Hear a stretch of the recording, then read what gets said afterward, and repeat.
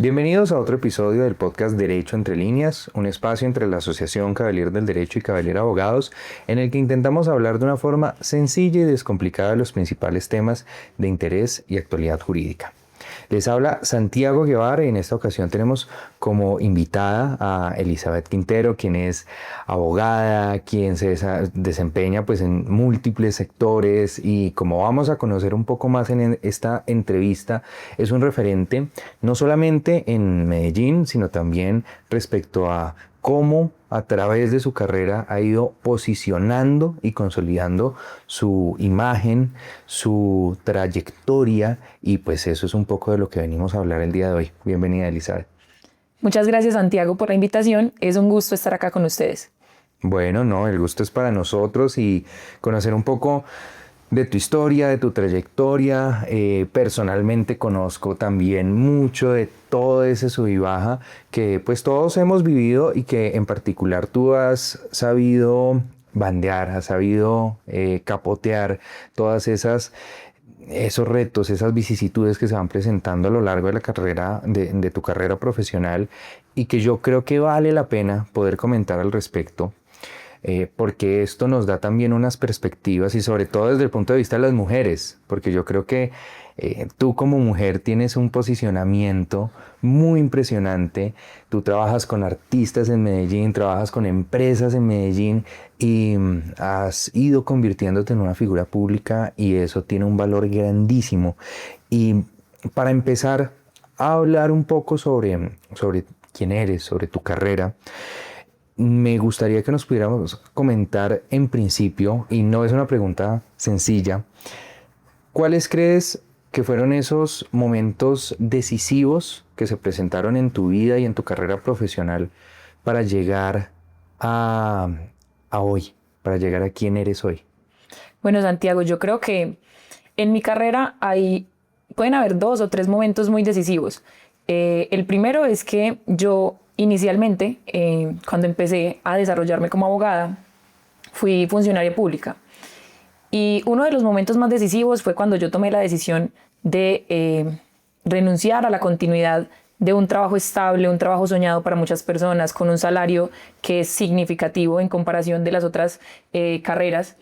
Y entendí que el derecho no era solamente litigar o no era solamente ser empleada sino que también servía para crear negocio, para hacer estrategias, para muchas cosas más y que podía brindar un servicio adicional en la independencia. Creo que ese fue el momento más decisivo porque además muchas personas cuestionaron la decisión en ese momento y me hicieron saber desde el amor y desde su preocupación que era una decisión muy arriesgada. Ese yo creo que fue el momento más decisivo, de más peso dentro de mi carrera, que fue decidir no continuar en la DIAN. Yo era funcionaria pública en la DIAN, trabajé allá por más o menos 5 años, incluso antes de eso hice la judicatura en la DIAN también. Trabajo allá por 5 años y yo digo, bueno, ¿qué es lo siguiente? Que si yo quiero quedarme aquí toda la vida y me veo como una persona pensionada de una entidad muy buena, que es para mí el mejor empleador público en este momento en Colombia, o bueno, salimos a ver qué es lo que hay afuera, en qué puedo aportar y en qué me puede aportar el mundo a mí. Entonces tomo esa decisión, salgo y adicional a eso, 6 meses después me vuelven a nombrar en la misma entidad y yo pues rechazo la opción de posesionarme dentro de la entidad y bueno, aquí estoy. Ese fue un acto de valentía más que cualquier cosa, o sea, fue... Soltar lo seguro para ir a buscar mundo. Sí, solté lo seguro y obviamente rompí patrones familiares en los que ese era el plan de vida más adecuado para mí, ¿cierto? Yo creo que el segundo momento se da cuando yo entiendo que el derecho también era una herramienta no solamente para apagar incendios o reparar problemas, sino para potenciar carreras y entro a la industria creativa. Entonces en la industria creativa yo veo que hay un montón de posibilidades que no se nos muestran dentro de la carrera porque nos limitan mucho a ciertas áreas del derecho y de hecho las profundizaciones dentro de las mismas carreras se dan es con base a las que son más demandadas, a las líneas más demandadas, ¿cierto? Entonces empiezo yo a ver que existía un mundo y que no estaba cubierto en el área jurídica y que de hecho esa falta de cubrimiento en el área jurídica de los clientes que ahora tengo les estaba ocasionando un montón de problemas y yo digo, bueno, vamos a tirarnos por este camino. Empiezo en la industria creativa y las herramientas se fueron dando en el camino, ¿cierto? Entonces, creo que son esos dos. También dentro de la carrera ha sido tomar la decisión de aprender una segunda lengua, ¿cierto? Que en el mundo en el que nos estamos desenvolviendo, o sea, en la era que nos tocó desarrollar nuestros proyectos, es necesario, es menester aprender una segunda lengua, ojalá inglés, y tomar esa decisión y dedicarme y decir, bueno, vamos a aprender esto, me ha hecho ampliarme de forma nacional, no solamente nacional, sino también a nivel internacional con todo tipo de contratos, y pues ha sido muy beneficioso y me ha dado un plus dentro del desarrollo de mi carrera. ¿Y por qué incomodarse? Tú nos cuentas que estabas en una buena posición, en una buena entidad, con un muy buen salario. ¿Cuál era la necesidad de patear el escritorio y decir, no, yo no quiero seguir, quiero hacer algo distinto? ¿Por qué? Santi, yo creo que no siempre donde uno encaja pertenece. A veces por las capacidades académicas que se nos fueron otorgadas o por el mismo talento, podemos realizar trabajos de formas pues muy bien, o sea, podemos desarrollarlos o llevarlos a fin muy bien, pero porque nuestras capacidades nos los permiten, pero no sentía que estuviera vibrando mi alma en esa sintonía. O sea, yo no me veía finalmente terminando mi vida, que es la única que voy a vivir, porque considero que uno tiene que vivir esta como si no hubiera otra. No me veía finalizándola con una pensión, ¿cierto? Como esperando 25, 30 años a llegar a eso, a pesar de que podría tener momentos de mucha emoción. Yo soy una persona con un alma libre, digámoslo así. Amo viajar, me encanta disponer de mi tiempo, hacer ejercicio, hacer ciertas cosas que finalmente no encajan en un horario de 8-5, digámoslo así. Entonces yo creo que fue eso, que yo ya sentía que no siempre donde estaba encajando estaba perteneciendo. O sea, que mi alma se sentía un poquito incómoda, como si ya ese no fuera mi lugar. A pesar de que agradezco enormemente que fue mi escuela más grande, yo tuve otros trabajos anteriormente, pero la DIAN ha sido la escuela que me enseñó más en cuanto a todo lo que tiene que ver con lo intelectual y con lo profesional y con lo humano, porque finalmente es una entidad de choque con los contribuyentes, ¿cierto? Entonces uno tiene que aprender a moderar las reuniones. Finalmente estás prácticamente atacando económicamente una empresa que lucha por sobrevivir cada día. Entonces en eso tampoco coincidía mucho con mi conciencia, ¿cierto? Yo a veces sentía que estaba del lado oscuro, porque era bien difícil, okay, ¿cierto? Estaba en el lado oscuro, que yo veía contribuyentes que de verdad estaban al borde del colapso, que tenían crisis de pánico, de ansiedad, cuando uno llegaba a hacer la visita. Entonces yo dije, ¿por qué no trabajar también esto desde afuera? O sea, también podría ayudar al Estado a que desarrolle sus planes, programas y proyectos, fomentando un buen comportamiento tributario desde mis clientes afuera.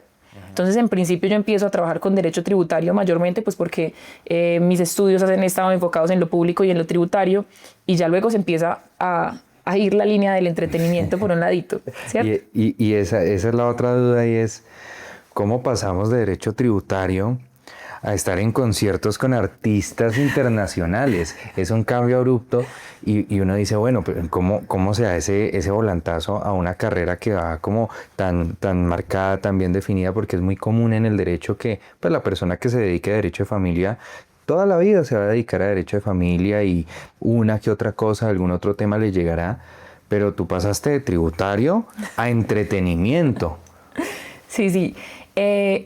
Ese salto entre el derecho tributario y el derecho del entretenimiento, que parecieran ser ramas del derecho que no son tan afines, o sea, que son opuestas, realmente no fue tan complejo. ¿Por qué? Porque finalmente todos los artistas o las personas que se dedican al mundo del entretenimiento, pues declaran y tributan, ¿cierto? Ese fue el primer problema con el que me llegaron. Y de hecho, no solamente declaran y tributan, sino que a veces no declaran o no tienen conocimiento, sino que simplemente son personas que llegan a un mundo en el que de un día para otro te haces millonario y bueno, ¿y qué hago con todo este dinero? Pues me lo gasto y no pienso en impuestos y en todo lo demás. Entonces el salto no fue tan difícil porque por la misma falta de educación financiera, de educación respecto de la fiscalidad, pues se generaban los problemas que llegaban a mi oficina, ¿cierto? Entonces no fue como tan complejo y me tocó empezar a aprender de cuáles eran esos ingresos o de dónde venían esos activos que realmente son son totalmente diferentes a lo que uno ve dentro de la carrera o ve dentro de la DIAN, ¿cierto? Entonces uno empieza a entender que la imagen, que es un activo que no se puede tocar, que no se puede palpar, que no se puede medir, pues les estaba generando unos ingresos representativos mucho más que a cualquier empresa, a una persona que finalmente no podía, pues que carecía incluso de educación básica formal, ¿cierto? Entonces esa persona llega a mi oficina buscando soluciones y me toca a mí empezar a aprender para poder darle el mejor servicio posible. Entonces fue un voz a voz más que cualquier cosa, y es que todas las personas tenían el mismo problema, ¿cierto? Dentro de la industria. Entonces fue un salto que no fue tan complejo, porque finalmente el tratamiento es igual para cualquier tipo de persona, ¿cierto? ¿Cuál era el asunto? Que ellos tenían condiciones específicas que nos hacían llegar a temas diferentes, y ahí es donde salto a la industria de la música principalmente, con contratos, con consultorías, y empiezo a ir a conciertos.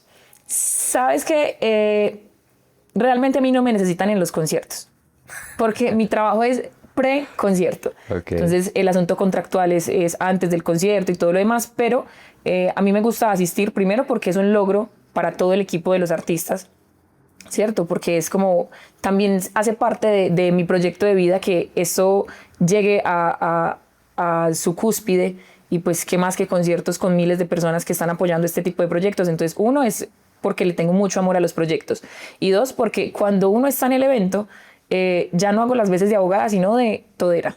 O sea, a lo que me manden, a lo que me pidan, si hay que ayudar, si hay que entrar, si hay que traer, si hay que... Todo ese tipo de cosas también las podemos gestionar e ir solventando, como todo ese tipo de situaciones que se van dando en el trasegar, pues, de un evento, que de montaje pueden ser 3 días anteriores, que uno tiene que estar pendiente de que todo el mundo esté bajo la normatividad, de que el venue o el lugar donde se va a hacer el evento pues cumpla con todas las condiciones. Ese tipo de cosas se van dando sobre la marcha. Entonces a veces uno está ahí no solamente para el concierto, sino para también ayudar a resolver los problemas de forma más rápida que con una llamada o con un correo, o sea, en el momento. Y ahí nos encontramos de frente con otra de esas virtudes y esas cualidades que se muestran y tu carrera evidencia, y es el liderazgo. Y enfocándolo hacia la conversación que nos gustaría también dar en este podcast, ¿tú sientes que el ser mujer haya influido en la manera en cómo se percibe tu liderazgo? Tú participas en proyectos de productoras, en realizaciones de conciertos, de eventos, de producciones audiovisuales. ¿Y cómo es tu papel ahí? Bueno, yo creo que sí influye bastante, pero no como una limitación, sino como un filtro, como una especie de nivel que uno tiene que pasar. Yo entendí que yo no iba a negociar mi carácter para acomodarme a otras personas, porque de hecho yo soy una mujer que de carácter es bastante fuerte. Entonces, pues cuando yo entendí que no era negociar ese tipo de situaciones y suavizarme para encajar, pues empecé a encajar muy bien. Sucede que la percepción en las personas respecto del liderazgo de las mujeres aplica de la siguiente manera. Cuando una mujer es fuerte y tiene carácter, se muestra como una mujer difícil, ¿cierto? Como una mujer que no es tan fácil de tratar o de llevar. Sin embargo, si fuera un hombre, sería como un líder, un hombre firme, un hombre... Sí funciona muy diferente, pero cuando uno empieza a mostrar desde el conocimiento, desde resolver que el liderazgo pues no viene atado a un asunto de género, pues es realmente fácil de llevar. Yo soy bastante respetada dentro de mis equipos de trabajo. Cuento con unos equipos maravillosos, unas personas que de verdad son ángeles en mi camino. Y se dio porque pasé ese nivel que te decía, en el que no me hice pequeña para caber, y que en principio sí pude haber generado roces o incomodidades porque no me veían como líder al no ser hombre, sino que me veían como es difícil, es parada, es chocante en algún tipo de situaciones, pero en este momento siento que no representa una dificultad para mostrar el liderazgo. Soy muy afortunada de las personas que me rodean en este momento en mis equipos de trabajo. ¿Y has tenido alguna situación así que recuerde donde tú digas, mira, me tocó pararme en la raya porque definitivamente yo intento hablarle y esta persona no me escucha, pero el tema es conmigo, y que tú identificaras que era por el hecho de ser mujer? Bueno, de esto sí tengo muchas cosas para decir. O sea, sí me ha pasado muchas veces porque yo me gradué muy joven de la universidad y yo creo que uno de los primeros trabajos que tuve, pues después de haber sido judicante en la DIAN, fue ser inspectora de policía en un municipio en Antioquia. Entonces, obviamente estaba joven, era mujer, y llegaban las personas a la inspección de policía y preguntaban dónde estaba el inspector. O sea, ese fue el primer choque que yo decía, bueno, vamos a educar a las personas para que entiendan que las mujeres también podemos y que resolvemos y que queremos apoyar y aportar a la comunidad. Entonces, fue una experiencia súper amorosa, de hecho. Es de las experiencias más gratificantes de mi vida, muy difícil, la verdad, muy difícil, porque es un inspector de policía para un pueblo de miles y miles de personas que no todas tienen las capacidades de resolver los conflictos de las maneras más pacíficas y amables posibles. Entonces te imaginarás todo lo que llegaba. Sin embargo, yo me enfoqué desde el servicio a hacer las cosas de lo mejor que pude.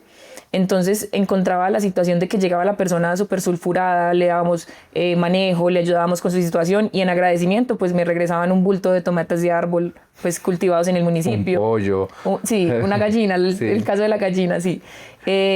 Bultos de fresas. Hubo un señor que en ese momento, de hecho, yo creo que era una premonición, me regaló un CD grabado por él mismo, que un señor campesino que de hecho no sabía ni leer ni escribir, pero había grabado su propio disco. Fue muy lindo. La experiencia fue muy gratificante, pero sí, fue el primer choque que yo encontré en el mundo laboral. Y es que, bueno, es mujer, no puede tener un cargo de poder porque yo, como inspectora de policía, era la superior jerárquica de la policía, ¿cierto? En asuntos contravencionales, porque el superior, pues, institucional sería el comandante de policía de los otros policías, pero para mi caso era la superior jerárquica. Entonces, obviamente, era raro que el comandante de policía llegara donde una veinteañera a solicitarle permiso o a preguntarle cierto tipo de cosas. Entonces, sí se notó, pero es un asunto de paciencia. Además, era un cargo que estaba totalmente permeado por influencias políticas. Entonces, que te llegaba el concejal, que te llegaba todo tipo de personas a solicitar trámites o ahí es donde uno le toca pararse duro, ser firme, estar fuerte en las convicciones. Y de hecho, una vez salgo yo del municipio, yo pensé que pues había sido de mucho choque y no, las personas, a pesar de que yo no hice lo que en algún momento me solicitaron por las presiones políticas, me comenzaron a respetar después de eso, al punto de que todavía los tengo en algunas redes sociales, de que me dicen, doctora, qué rico verla así, no sé qué, pero porque es mostrar firmeza en el momento que es. ¿Y has tenido que construir alguna forma particular alguna forma particular para ejercer esa autoridad, para, como uno diría, y teniendo en cuenta el contexto, hacerse respetar? Bueno, yo creo que no se basa en imponer, sino en dominar las situaciones, en leer, en hacerle lectura correcta a las personas con las que nos estamos desenvolviendo. Sin embargo, sí, claro, o sea, hubo equipos de trabajo, sobre todo estando en la independencia, en los que negociar era prácticamente un reto. Porque no todo el mundo habla desde el amor, ¿no? Sí, total, pero uno no puede limitar el criterio solamente a cómo la persona está diciendo las cosas. Y finalmente mi razón, o no gana siempre el que tiene la razón más fuerte, sino quien sepa comunicarlo mejor. Y yo creo que en eso he sido muy inteligente a la hora de aplicarlo, y es que generalmente cuando se dan este tipo de negociaciones yo no me salgo de mis casillas, intento utilizar todas las herramientas que me llegan para poder llevarlas a cabo. Entonces sí hubo una construcción de autoridad, pero desde no alzar la voz, sino desde la solidez de los argumentos. Hubo varios retos adicionales que se me presentaron. Hay un caso que fue muy mencionado en Colombia, que es el caso de Ryan Castro contra King Records, del cual yo fui abogada junto con un equipo de trabajo muy bueno, que son casos que de verdad sorprendían a las personas porque, bueno, ¿y quiénes son estas personas que están detrás de esto? ¿Quién es esa abogada? Tengo varias situaciones en las que las personas ni siquiera todavía me conocían, no sabían quién era, y yo estaba pues liderando y construyendo mi propia autoridad desde desde cero, por así decirlo, en una industria que es eminentemente masculina. Las negociaciones, hacer negociaciones en escenarios donde son mayormente masculinos, pues algunas veces no creen que yo sea la abogada o que yo llegue con la autoridad o con el poder de negociación en nombre de ciertas personas. ¿Y cómo manejas? No puede resultar eventualmente frustrante que las personas no te vean más allá de las actitudes que se puedan presentar, es decir, hey, yo soy la abogada. O sea, las personas y ese escepticismo de cierta manera no es incómodo, no puede resultar frustrante, y cómo lo has sabido manejar, ¿no? Porque eso es, así como tú lo decías, más allá de que el que grite más duro es el que tiene la razón, el dato mata relato. Sí, romper con esos moldes implica incomodar un poco como con el status quo, ¿cierto? Porque cuando uno llega a ese tipo de negociaciones o de esas o de reuniones, esperan que las mujeres seamos las conciliadoras, las dóciles o menos técnicas que otro tipo de personas. Y una vez llega una mujer absolutamente preparada, con criterio, con toda la información, con las cartas bien puestas sobre la mesa, pues yo creo que ese tipo de barreras se ven eliminadas y ya uno empieza a la par con todo el mundo. Sí, de imagen de entrada sí se va dando como lo que yo te decía ahorita, como la resistencia a, o de pronto que lo quieren ver a uno un poquito más dócil, pero igual mi tono de voz es un poco fuerte, o sea, la forma en la que me expreso, nunca he ido sin prepararme a un tipo de reunión de esas y a veces la preparación le gana al mejor, ¿cierto? Entonces es también intentarlo con todas las herramientas que se nos provean y de la mejor forma posible. Entonces, la barrera no es hacer lo que ellos esperan que tú hagas, sino realmente hacer lo que ellos no esperaban que tú hicieras siendo mujer.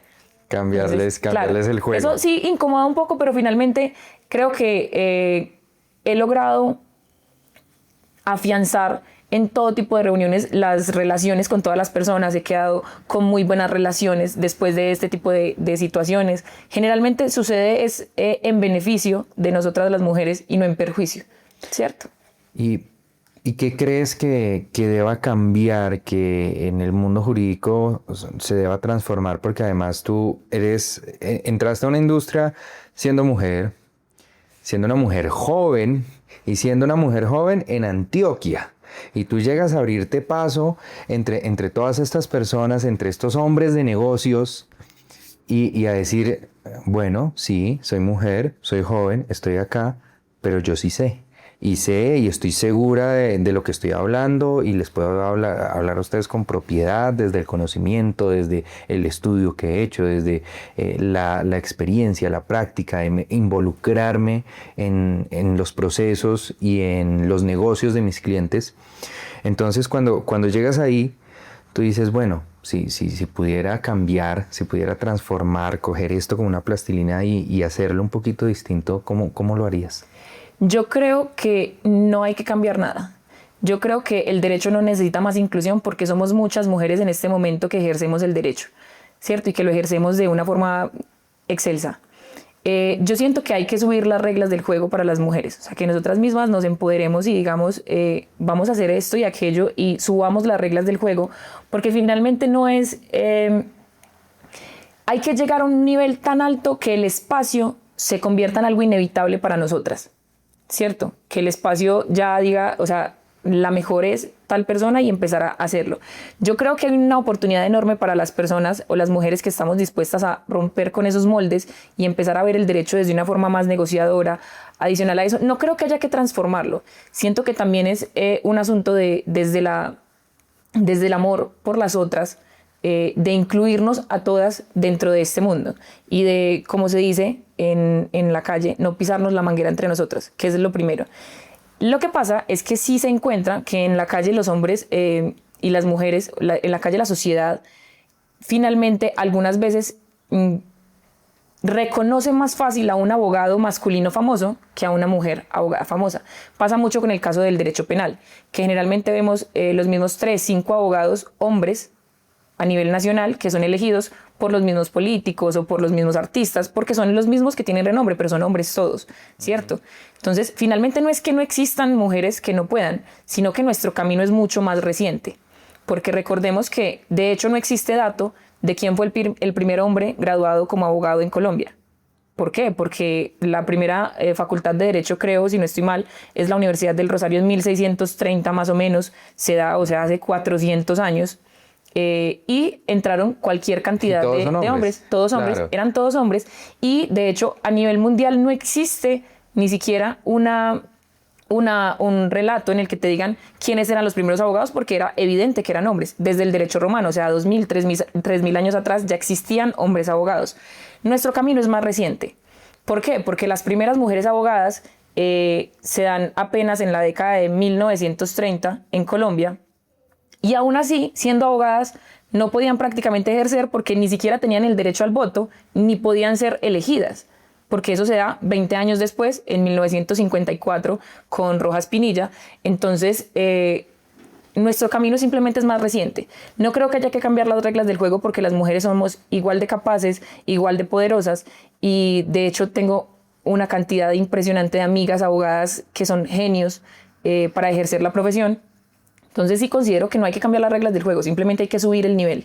Hay que subir el nivel de las mujeres, hay que nosotras hagamos inevitable esas inclusiones y esos espacios, porque somos así de buenas. Pero todavía se nota, sin embargo, es porque nuestro camino es mucho más reciente, que nosotras sí tenemos una lucha respecto de la perspectiva de género que nos tocó dar para poder ser incluidas. De hecho, la primera mujer que estudia Derecho en Colombia es una mujer que se llamaba Gabriela. Gabriela estudia en la Universidad de Antioquia y fue la primera que empezó a estudiar Derecho, pero no se pudo graduar porque no existía la forma de graduar a una mujer como abogada. Llega la señora Rosita Rojas, que es la primera mujer graduada aquí en Bogotá como abogada, unos años más tarde, pero dentro de la misma década, pero la primera mujer que lo intentó no se pudo graduar, ¿cierto? Entonces sí es una barrera que se veía, pero sin embargo ahora, en este momento, en el punto en el que nos encontramos, siento que no, que el derecho lo podemos ejercer de una muy buena manera. Y como líder en el sector, como referente en la industria, no solamente desde el punto de vista artístico, sino como abogada en general, ¿sientes una responsabilidad de abrirle paso a otras mujeres? Yo creo que sí, y la asumo con mucha responsabilidad.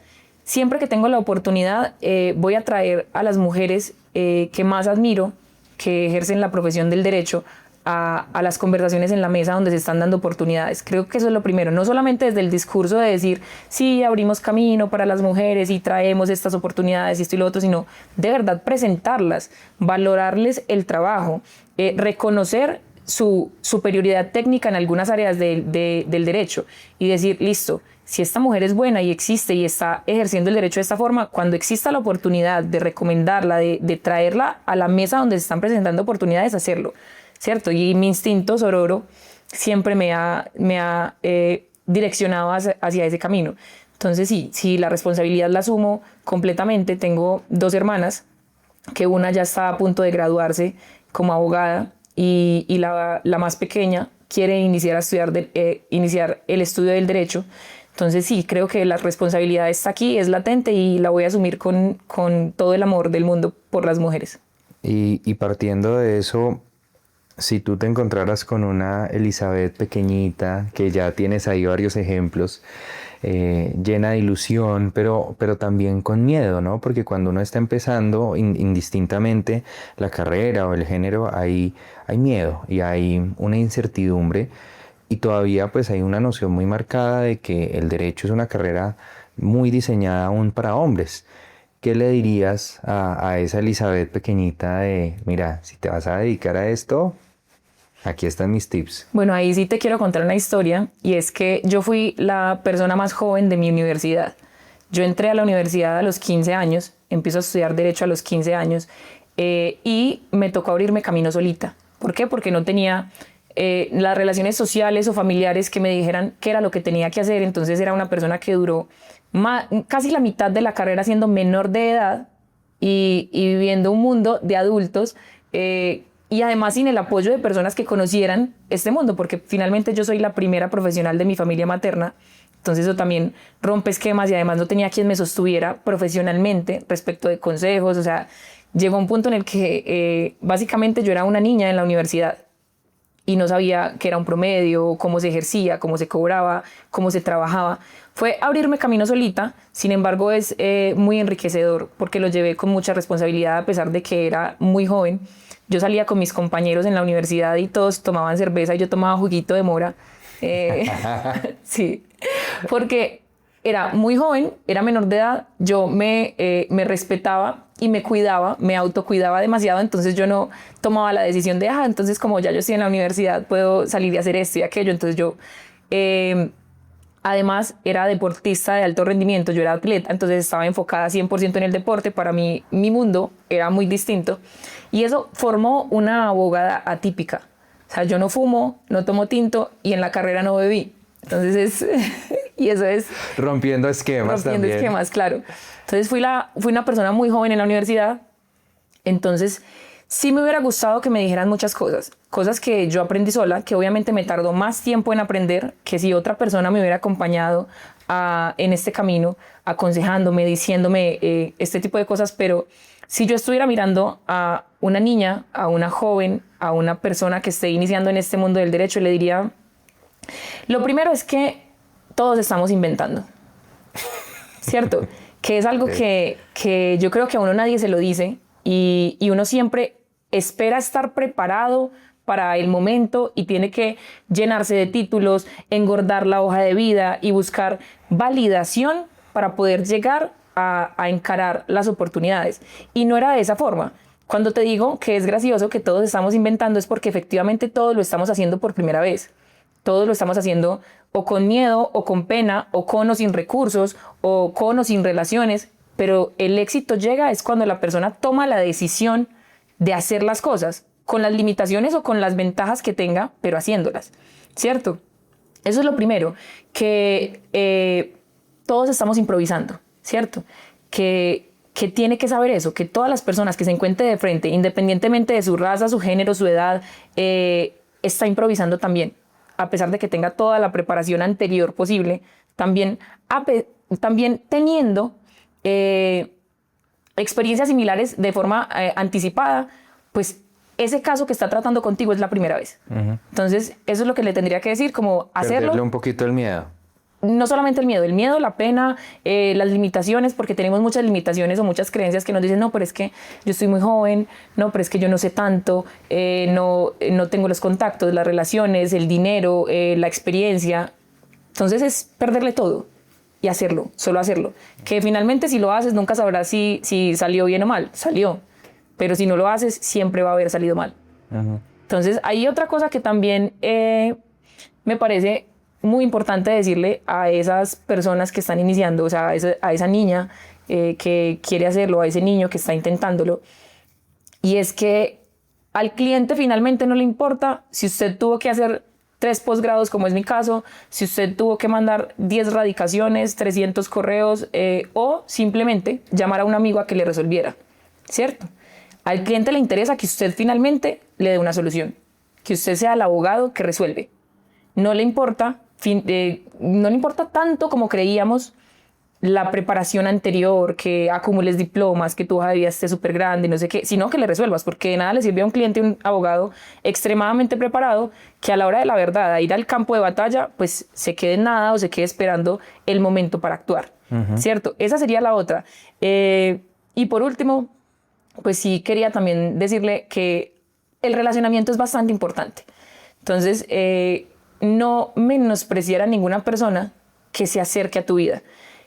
Para mi caso, por ejemplo, las personas que me conocen saben que yo trato mucho con un sector de Medellín que es altamente vulnerable porque históricamente ha sido un lugar violento, un lugar con expendio y consumo de drogas, y yo me he hecho amiga hasta de las personas que son habitantes de calle, y de ellos también se rescata demasiado. Y asimismo puedo hacerme amiga de personas con altísimo nivel estatal y tratarlos con la misma familiaridad y formalidad a ambos, porque el relacionamiento sirve demasiado. ¿Por qué? Por lo siguiente: el que sabe quién sabe es como si supiera, y nunca sabes de dónde te va a salir la información. Entonces, si tienes el número de la persona, que finalmente es lo más importante, que te puede ayudar, que te puede resolver, que te puede dar una luz respecto de tu respuesta para resolverle al cliente final, estás haciendo perfecto tu trabajo. El que sabe quién sabe es como si supiera.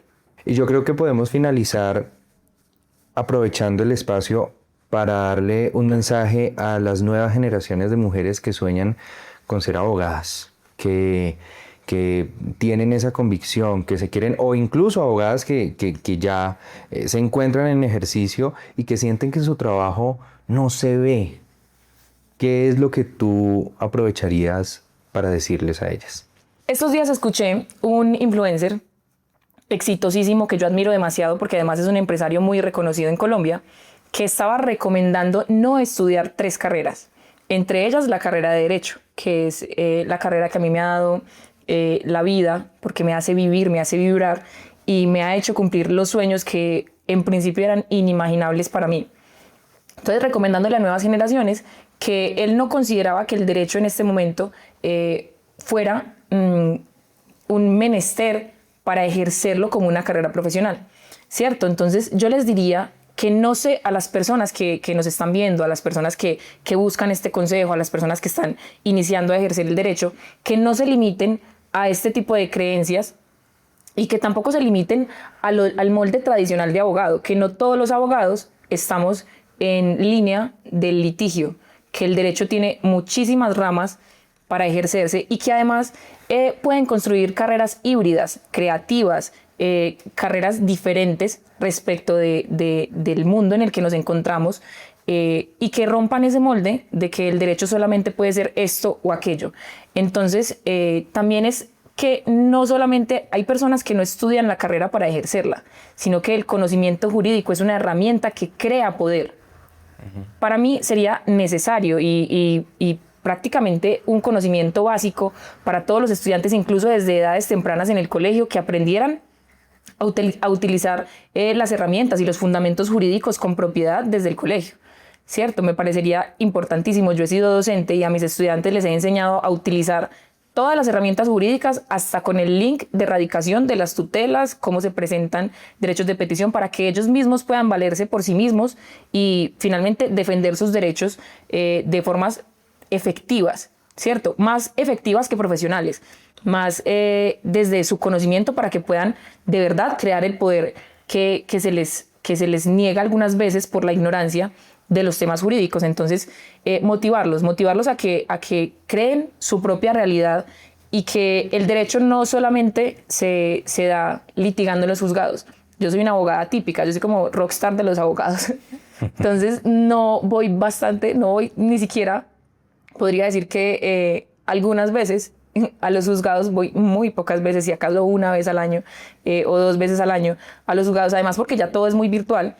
Que no se limiten a eso, como a que creen que los abogados son los que salen en las series de televisión con el traje y todo lo demás, sino que existen otros tipos de formas de ejercer el derecho. Por ejemplo, existe el derecho canónico, que es una rama del derecho que es rara, pero que las personas que la ejercen llevando nulidades ante el Vaticano, nulidades de matrimonios ante el Vaticano y todo lo demás que tiene que ver con el derecho canónico, pues es absolutamente raro, pero una forma de ejercer el derecho. Está el derecho electoral, de turismo, urbanístico, de la competencia, derecho deportivo, que ahora está mucho en auge, y para mi caso, el derecho del entretenimiento, ¿cierto? Que muchas personas todavía no lo conocen, pero es lo que a mí me ha hecho ser feliz. Muchísimas gracias, Elizabeth, por hacer todo esta compilación, por también contarnos pues tus historias y esperamos tenerte pronto otra vez acá contándonos un poco más de esas experiencias. Espero también que esto sea y sirva de inspiración para las abogadas que nos ven, que además te doy un dato que siempre que puedo lo menciono porque me parece muy curioso, y es que en los concursos de la asociación que hacemos de debate se inscriben menos mujeres, pero ganan más. Con todo y que hagamos de cuenta y así a números grandes, el 30% de las personas inscritas en nuestros concursos son mujeres, pero el 51% ganan los concursos. Eso es un dato que también muestra mucho del talento, de algo que estamos trabajando también desde la asociación, de incentivar la participación de más mujeres, porque si tuviéramos 50-50, por ahí el 70%, 80%. serían mujeres, y es muy bonito ver y muy inspirador conocer historias como la tuya, historias de éxito, pero historias que se han construido con trabajo honesto, con relacionamiento, con esfuerzo, con evitar el conformismo y el derrotismo que a veces también permea estas generaciones y permea esta carrera, que es dura, es una carrera difícil, pero que has sabido sacarla adelante y la has capoteado como la mejor. Entonces, felicitaciones por eso también. Gracias, Santiago, por abrir estos espacios para las mujeres, no solamente aquí en el podcast, sino también en la asociación. Me siento muy representada por los valores de ustedes en este momento y pues gracias, de verdad, muchas gracias por este reconocimiento. Este fue otro episodio del podcast Derecho Entre Líneas, un espacio entre Cavalier Abogados y la Asociación Cavalier del Derecho, en el que intentamos hablar de una forma sencilla y descomplicada de los principales temas de interés y actualidad jurídica. No olviden seguirnos en nuestras redes sociales como @Asociación Cavalier y @Cavalier Abogados. Nos vemos en un próximo episodio.